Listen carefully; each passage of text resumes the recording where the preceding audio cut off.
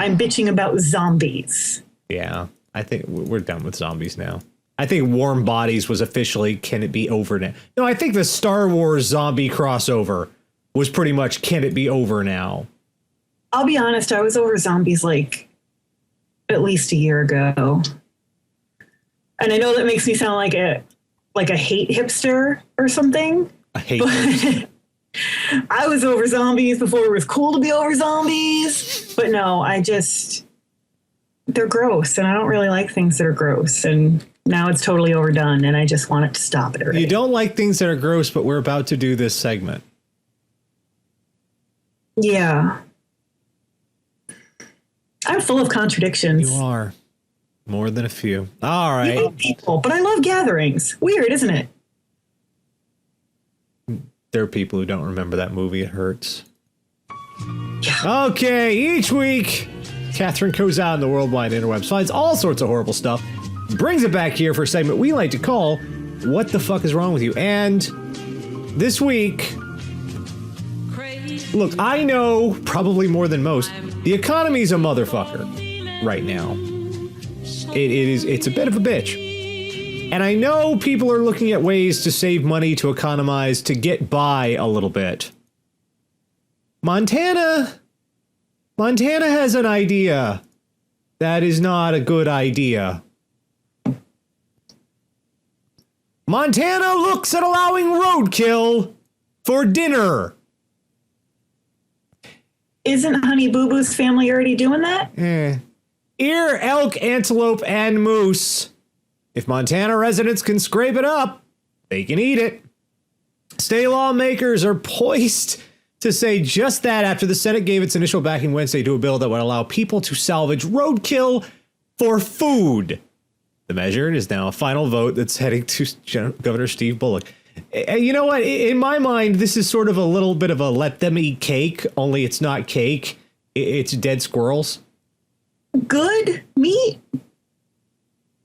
Because we're talking about roadkill. Senator Larry Gent, it really is a sin to waste a good meat.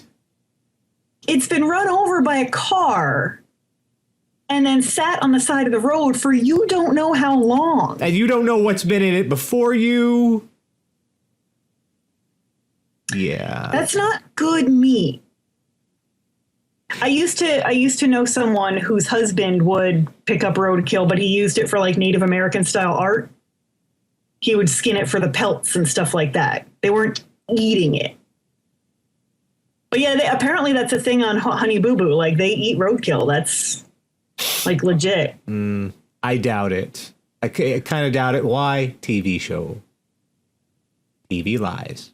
But no, I didn't know that was illegal though. This is the next part. People, was the thing you couldn't do. People are all like, well, what do you expect from Republicans? No, these are Democrats. Montana. This is just stupidity. Plain, pure out stupid. I didn't know that was illegal. Like, how are they going to know? How is that law enforced? Here's the other thing. If you can't identify the meat, doesn't that mean you could potentially, take home and fry up a hitchhiker? You don't know. Probably not. You don't know. But you don't know, that's kind of a risk to take. You don't know if it's rabid or infested with some other parasite or something. Like, this is how horror movies about brain parasites start. Yeah, you want to talk about zombie fucking shit? Yeah, like this is how biohazard horror movies start. So yeah, this is Democrats and Republicans coming together to be imbeciles. Maybe that whole I just don't know how they enforce the law anyway. Like, yeah, how do they know if you pick some shit up off the side of the road and cook it? How do they know? I don't think it's so much that. Is it just now they're giving you they're kind of encouraging it. They're saying, oh, well, you don't have a job. You can't afford to eat. You can't. Okay, we could either help the state economy or. Oh, just eat that shit you find on the road. You'll be fine. You guys will be okay. We're cool with it. No, seriously. You're welcome. Yeah, that's not them doing you a favor. It's kind of them telling you could do something you already could do. That really isn't a good idea anyway, unless you know what you're doing. Because I'm sure there are people who know what they're doing, who know how to tell how long something's been dead and what to look for and how to cook it. And, you know, like I'm sure there are people who could very safely do that. Everybody is not those people. Reverend Mal in the channel has a wonderful, it says, worst 3-second rule ever. Yeah. The 5-hour rule, maybe 5-week rule. Yeah. I mean, it gets, what's the weather like in Montana? Does it get really hot there? Not just like a month or two. Most of the time it's really, really cold. Okay. Because I'm thinking like dead animal out in the heat. Not something I want to be eating. The next one is from... it's pre-cooked. I'm pretty sure you've been hearing about this one. This one was actually... I've got... And you know what? I've got to start with the picture on this one. Because it is just miraculous. This has probably been all over the news up near you. Fire department in New York lieutenant breaks down on the street when he is confronted about racist tweets that call Mayor, quote, King Hebe, and used ethnic slurs. No. A New York City EMS lieutenant broke down in tears on the street on Friday when he was confronted over racist tweets and offensive comments he made on his Twitter feed. No, not offensive comments. Offense comments. Edit. Yeah, they're not really good with the editing. Proof your shit. Proof your shit. I know you're the Daily Mail, but you probably have grammar check. Timothy DeLose, who works for the fire department in New York, made posts calling Mayor Michael Bloomberg, who is Jewish, King Hebe, quote, that's a quote there, referring to black people as, quote, coloreds, and calling Asians a word I won't say on the air. It's the sound a chain makes. There you go. He also tweeted his most prized possession is a Nazi gold pin with a German U-boat and a swastika. And yet I'm looking at this picture and I can't, because I'm super soft-hearted, I can't help but feel bad just looking at this picture. Like, that's a face of pure anguish. Yeah, well, you're not going to feel too sorry in a second. February 12th, he tweeted, quote, I'm going to need to give up racial insults for Lent. And he wrote, quote, Jesus, that didn't last too long. Fucking can't drive. He wrote about the fire station where he works in Brooklyn's Bedford Studience. I can't say that. Neighborhood, saying, ha ha ha, I work with the collards for 12 years, so that shit just run off on me. Several times he made disparaging remarks to the mayor and his Jewish upbringing. He mentioned an incident where Groundhog Staten Island Chuck bit Bloomberg in the face, saying, too bad he didn't have rabies or AIDS, and too bad he didn't bite King Hebe's face off. Charming. He also said, quote, I'm really a dirty pervert. I see a girl in tight pants and my eyes immediately focus on her crotch to look for camel toe. He also posted several pictures of himself with guns. He repeatedly posted photos of naked, obese women. And here's the thing. Between sobs, he tried to explain to the Post, saying he didn't hate anyone. He said he's seen strangers shot and killed. I've seen families torn apart by violence. It's a damn shame that gang members ruin it for hardworking, struggling people. And then later, as he left for work, he said, quote, I guess I should go and enjoy my last day on the job. Sympathy is kind of waning, is it not? I mean, well, like I said, the picture kind of kills me, but no, I think the problem with the internet is people don't connect action to consequence anymore. No, they don't. Like, people really think you can just, well, it's the internet. I can say what I want on the internet. And they don't understand that connects back to you. And you're saying those things in public. It's the same as if you walked into Times Square and shouted that with a bullhorn. No. It's worse. Because it'd be like if you went into Times Square and put that on a loop on one of the screens, because the internet is forever. Yeah, the record is permanent. It's never going away. Never. And I think it's just people don't get that. And so they say things on the internet that they would not find acceptable to say to you face to face. Like, I mean, I've gotten tweets sent to me, I'm sure you have, that I'm like, yeah, if you were standing in front of me, you wouldn't say that to me. Yeah, it's kind of like, oh yeah, I did. No. And it's taken people a while to figure that out. Yeah. That my response would be, I will bounce your butt up and down the parking lot like it had Spalding written on it. Like, if you don't want everyone to see this, like your potential employers and, you know, don't put it on the internet. Yeah. Well, shall we get back to plain old stupid here? Yes. Yeah. Before I get into how the Steubenville judge said that the lesson to be learned is how to use social media and not to rape people, because I know I'll give myself a brain aneurysm. It wasn't for my horse. Salisbury police bank robbery suspect used taxi as getaway car. Salisbury, 42-year-old. That's my phone. Sorry. What are you doing? I'm doing Someone my thing. texted me. Okay. I forgot to put my phone on silent. I usually remember. 42-year-old Gary Allen Mitchell of Salisbury is charged with armed robbery, first and second degree assault, and theft of less than $10,000. Officers reported to a holdup after he entered the bank. Once he sit inside the bank, suspect handed an employee a note demanding money. Also claimed he had a handgun, but never displayed the firearm. Police said that once the suspect was given an undisclosed amount of cash, he left the area in the same taxi he arrived in. Description of the subject and taxi was broadcast, and Salisbury police began canvassing the area for the suspect and taxi. Was he driving the taxi, or No. did he like hail a cab for his bank? He hailed a heist? cab. Had them take him to the bank. Held up the bank. And you know what? I bet you anything. Keep the meter running. Went in, held up the bank, came back. I'd like to point something out. This guy's name is Gary Allen Mitchell. Mm-hmm. The new Star Trek movie, have they not listed Benedict Cumberbatch's character name as Gary Mitchell? Yeah.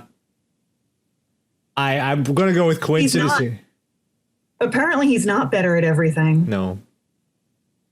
Just, and the guy here looks just nonplussed. I got to put him on the big screen because. Yeah, he's like, well, what are you going to do? Herp the dope. What? Man, come on. Really? They LoJack those fucking things. What I really want to know, how did CeeLo's career fall this far? Oh, no. He looks like CeeLo Green. He does look a bit like CeeLo, yes. But no. It's bad. Downtown in my getaway taxi, and I'm like, forget you. I don't know why I did this cleaned up version when we swear like sailors on this bit, and I'm sorry for singing totally off key. Yeah. This is why I don't sing. Okay. They have radios in the taxi. They have LoJacks on the taxi. Man, those taxis are so wired up that if you stop for 2 seconds to scratch your nose, get your ass back in motion, car 32. They know where the fuck they are at all fucking times, and they make sure they keep running, they keep making money. All the cops had to say, hey, can you get car 32 to pull over? We're going to arrest somebody. Dumbass. Yeah. The point of a getaway and car. I'm pretty sure that taxi driver wants no part of your shit. The point of a getaway car is he's just trying to work his day. He wants no part of your shit. But I was saying, the point of a getaway car is to get away. We're kind of missing a central part of this concept here. They're mad at me for saying he looked like CeeLo Green. Well, they got to be mad at you for one thing a week. You know that. You got to find one thing to piss them off. He does, though. He does. With those big old cheeks. Speaking, wow, this is kind of relevant to my interest. I'm looking for work again this week and for a few weeks to come. And I'm doing my best to, get my resume cleaned up, ready to go, keeping it sharp, talking to the temp agencies, all that stuff. I'm trying to sell myself. That's what you do when you're looking for a job. You're trying to sell yourself. So, this probably isn't going to be an easy sale there. Jail probation for writing bomb threat on job application. Yeah, you're probably not getting that interview. With good time, Jason Dornoff could serve 22 days in jail for making a felony terroristic... 22 days for felony terroristic threats? He was also placed on 4 years probation. On July 5th, Dornoff filled out a job application at a Kearney restaurant and wrote a bomb threat on the back of the application. Kearney police arrested him at the restaurant. Investigation found Dornoff had been using methamphetamine earlier in the night. What's the goal there? I mean, you're writing out your bomb threat on a piece of paper on which you have written your name, your address, your phone number, your social security number, and probably the names of 3 of your closest associates. You're going to get caught. You're going to get caught fast because you know what they did. They're like, wow, I think we need to schedule an interview for you right now. Wait right here. No, don't mind me on the phone. Yes, the boss has only a 3-digit phone number. That's all. Just stay also, right there. Did you think you were going to get the job that way? Like, yeah, I know Milton from Office Space got a happy ending, but that was more like a series of confluent events. That wasn't like he actually said, well, I'm going to set the building on fire. And they were like, okay, here's a raise, Milton. You can't hold a job hostage. Yeah, I mean, I maybe the thinking was, well, I might not be the most qualified, but I want it the most. They do like ambition and a go-getter attitude. But yeah, when they say a go-getter attitude, they don't really mean like go get explosives. And he also had been using methamphetamine because that's what you want to do before you go in for a job application is you want to toke up on some crystal. Totally. And get nice. The only thing missing is a portable meth lab in his pocket.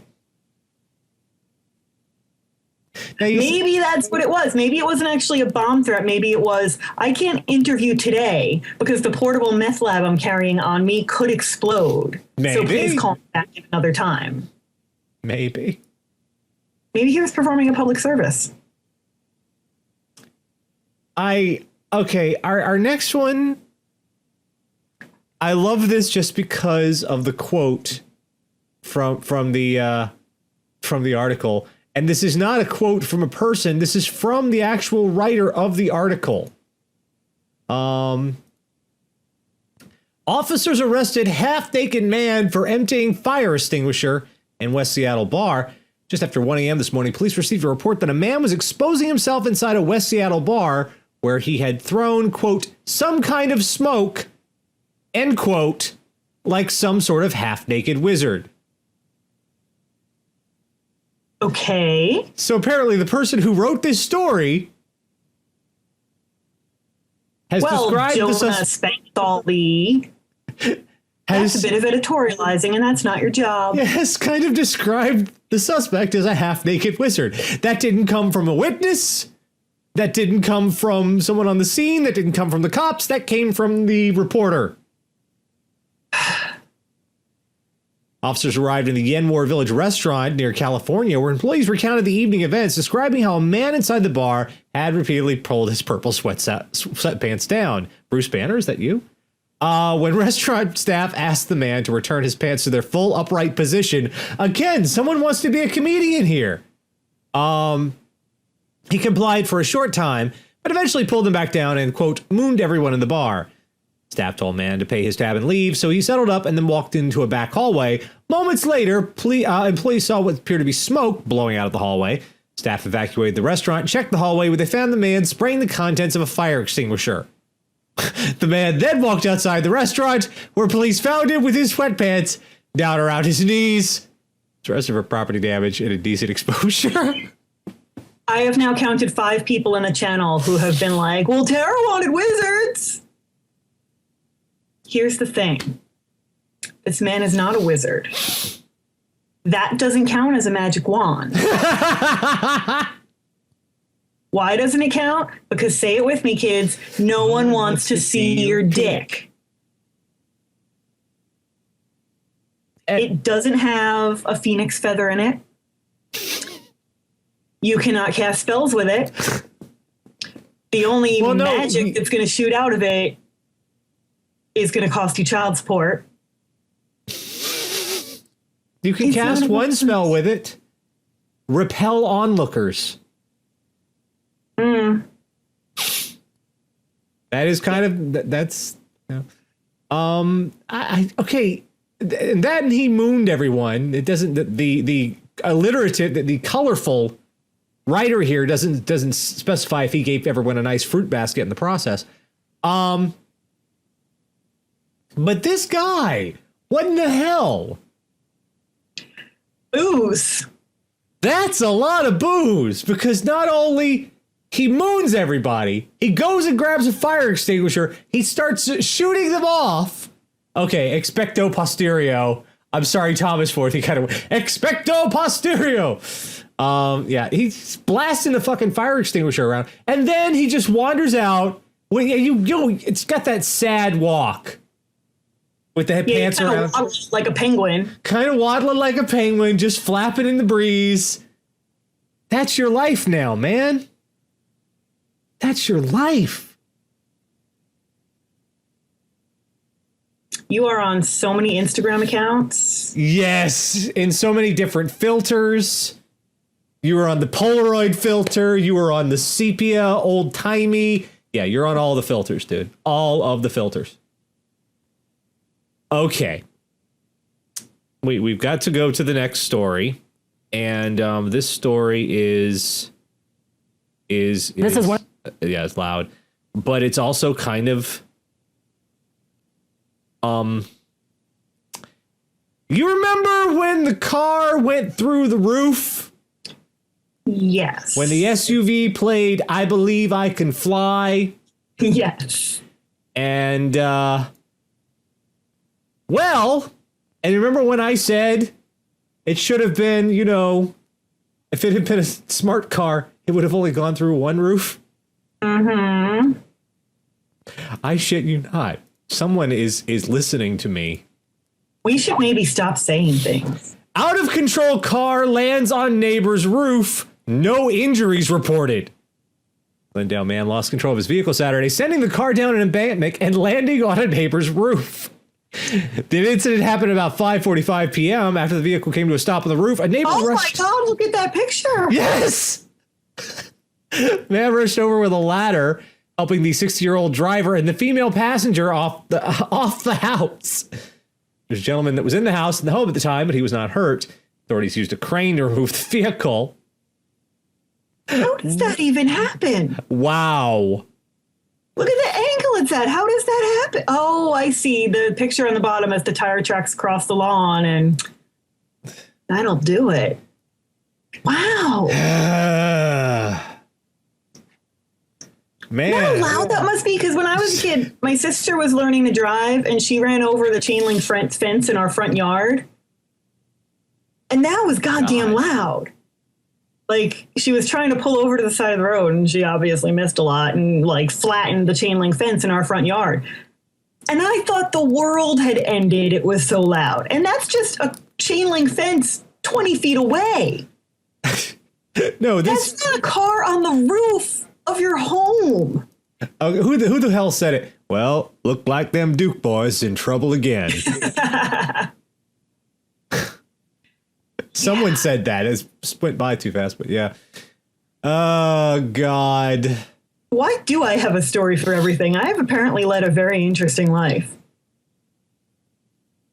And scary, a little bit. You've got something that kind of goes to everything. 60-year-old driver and the female passenger. You know that was his wife. You know he is never hearing the fucking end of this. Oh, no. Especially if she's in her 60s as well. Never hearing the end of this. Maybe I should drive this time. Why? Well, honey, there is that time you parked the car on the roof. Gerald, you parked the car on the roof. I'm driving. It was just the one damn time. Just once. God damn it. Never hear the fucking end of it. Wow, and the guy at home I'm amazed he didn't have a fucking heart attack. I can't even imagine. Both, like, because you could see the tire tracks going across the one lawn. So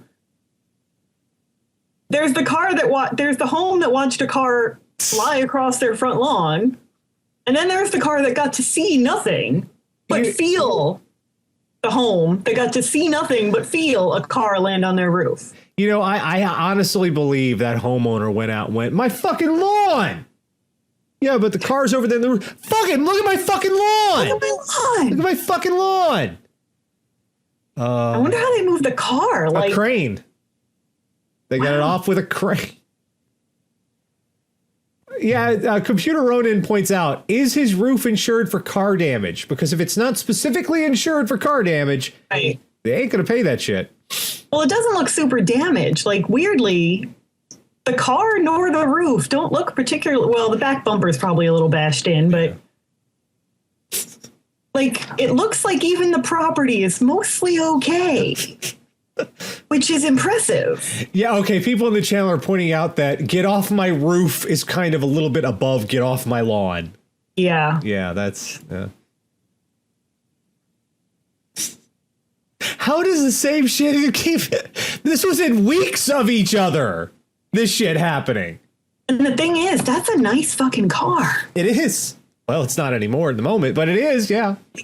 That looks like, I don't know if it's a Cadillac or something, but that looks, I mean, it's got the custom rims and shit. Like, that's not some bullshit car. Oh, boy.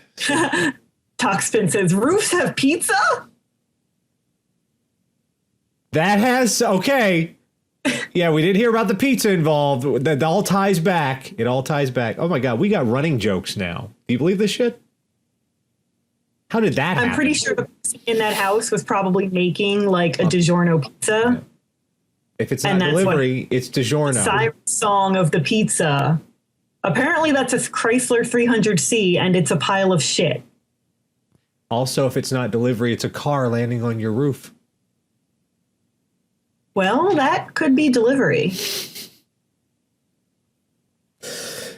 Oh, God. All right. What did we learn this week? We learned the internet is forever. Yes. And this picture is still wonderful. Listening to us. This picture of this guy is just the most wonderful thing. I can't look at the picture again. I can't. Okay, someone else says it's a Cadillac. I don't know. It looks expensive. We've learned that in Montana, their politicians are solving the wrong problems and creating new ones. We have more pressing issues to deal with. Yeah. I don't think the state troopers are out there hunting down roadkill scavengers. They probably have better things to do. When the zombie apocalypse comes, we all know who to blame. We learned that zombies need to stop it already. Yeah, they need to stop it. All right. Let's see. Oh, God, D.A. Scott Jr. Can we Photoshop that guy next to sad Keanu? Oh. Oh, God. All right. We've learned that the point of a getaway car is to get the fuck away. Taxi drivers want no part of your shit. No. They're just earning a living. Yes. And you're not paying them enough. Try to make sure when you're committing a crime, when you involve an accomplice, that the accomplice is willing. Yeah. Not just, like accomplice by proxy. Right. Or just try not to trick someone into being your accomplice for a felony. That never makes you friends. We've learned that you can want a job really badly. There are limits. There are limits to how badly you can get a job. You want a job. I mean, unless he was applying for a job as like doing pyrotechnics for Metallica or something. Not the Denny's. Or with the Mythbusters. Yeah, not the Denny's. They might appreciate that. Oh yeah, Adam be all over that shit. They'd be like, really? Try it. Yeah, not the Denny's. You're going to blow up the building? We dare you. Best 2 out of 3. If you can do it, you got a job. Adam would be giddy. You know he would. Because you know that whole place is made of like asbestos and the blood of a Yeti and like adamantium. Yeah. It's not coming down. No. We've learned that penises can cast one magic spell and one magic spell only. And it's not the one you want usually. I mean, sometimes it is. Sometimes they can cast a spell that makes everybody happy. But that almost never happens in public. Never in public. We also learned that Jonah Spangenthal Lee, you are not a novelist. You're not a commentator. You're not an editor. You don't have a column. Write the news. We learned that the new Star Trek villain might be kind of disappointing. And finally, shit. Although that would be kind of an amazing movie, like an interplanetary taxi bank heist movie. Like Bruce Willis with his cab from The Fifth Element, just going from planet to planet, like held ransom by this bank robber who wants to rob like every bank in the galaxy. Draw me up a treatment. We'll pitch it. And lastly, we learned it's raining cars. Hallelujah. I don't think that's a hallelujah. Maybe not. No. Everyone, okay, Cakes Cow. Everyone remember where we parked.